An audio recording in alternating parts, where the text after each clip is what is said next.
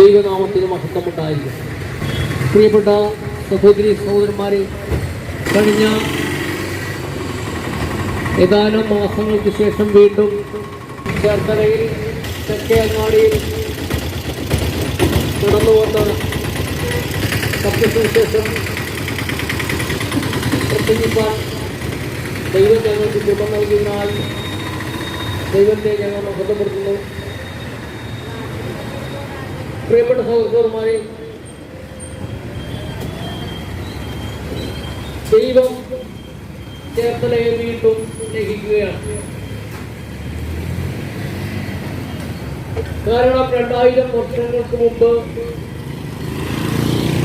ദൈവപുത്രനായ ക്രിസ്തു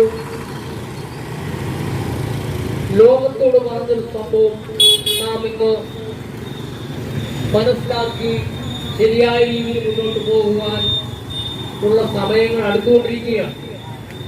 കാരണം യേശു അന്ന് പറഞ്ഞു, കാലം തികഞ്ഞു, ദൈവരാജ്യം സമീപിച്ചിരിക്കുന്നു, മാനസാന്തരപ്പെട്ട് സുവിശേഷത്തെ വിശ്വസിക്കുന്നു. പ്രിയപ്പെട്ടവരെ, നാം ഇന്ന് പല മതാചാരങ്ങളിൽ നിലനിൽക്കുന്നവരാണ്. എങ്കിലും ഇവിടെ കർത്താവായ യേശു പറയുന്നത്, പിതാവായ ദൈവത്തിന്റെ ഇഷ്ടം ഈ ഭൂമിയിലുള്ള സകല മനുഷ്യനും ദൈവത്തോടൊപ്പം വസിക്കുവാൻ പിതാവായ ദൈവം ആഗ്രഹിക്കുന്നു.